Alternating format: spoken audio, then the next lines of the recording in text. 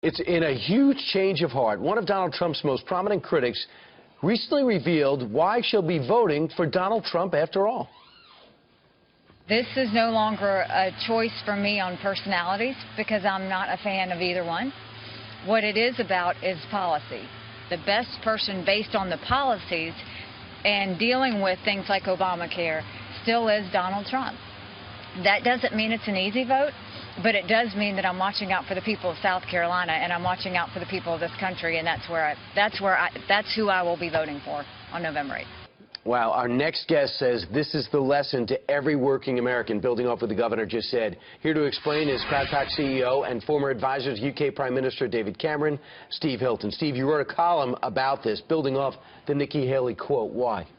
Because I think that it goes to the heart of the choice that people have to make in the election, which is what are going to be the real-world consequences of the outcome for real people. If you look at what the Clinton campaign are doing, basically the whole campaign along, they've just been saying, don't vote for Trump because of his personal behavior. You saw even yesterday where she wheels out Miss Universe. There's no argument. From Venezuela. That's right. There's no argument about his policies, about his tax plan, his support for school choice, any of that stuff. It's just his personal behavior means he can't be president. Now, if you're rich, you can afford to take that view because, to be honest, if you have a President Clinton and the Democrats and more of the same economic stagnation, it doesn't really affect you. Your life is going to be fine. But if you're a working American who's really struggling to pay the bills, you don't find the job opportunities there, you're worried about the future for your kids, you can't afford to have 4 more years of the same economic stagnation, and that's why you've got to put the real impact before personal behavior and really look at policy. You're the professional Politico, but if I'm a candidate and I hired you to finish off my campaign, and my best closing argument is how bad the other guy is, I think I'm a failed candidate. It's all they're talking about is how thin-skinned, he doesn't pay taxes, and look at how he views women.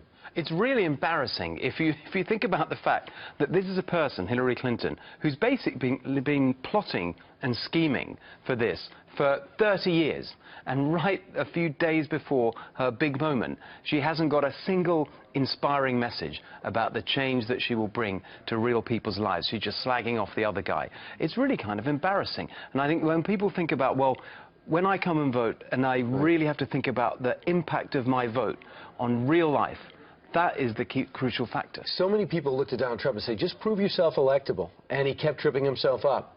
For the last 2.5 weeks, all he does is talk about policy. He was getting cheers on policy yesterday and barely brought up emails. Fascinating as we look to see the close of this campaign, where most national polls have it within 2 points. It's exactly right, because all along, right from the beginning, when Trump has been talking about the issues and about real change in real people's lives, he does well. And so when you have, like we saw a headline in the New York Times not long ago, which is, how could anyone vote for Trump? Yeah, you write that in your column, how could anyone vote for Trump? And you come back is that really your best argument for voting for Clinton? That's right. How could anyone vote for Trump? Because they don't want to, they literally can't understand how anyone could support a candidate with those personal characteristics. But that's because they don't want to engage in the real argument about what difference is going to be the result of voting for Trump versus Clinton on the economy, on schools, on healthcare, where he's got the message of change. And all she's saying is basically you're going to end up with more of the same, which has left the rich richer, but half of America earning less today than about 15 years ago. Who would think a month ago we'd be talking 6 days out, we still don't know who's going to win. But that is exactly the case. Steve Hilton, great to see you. Good job.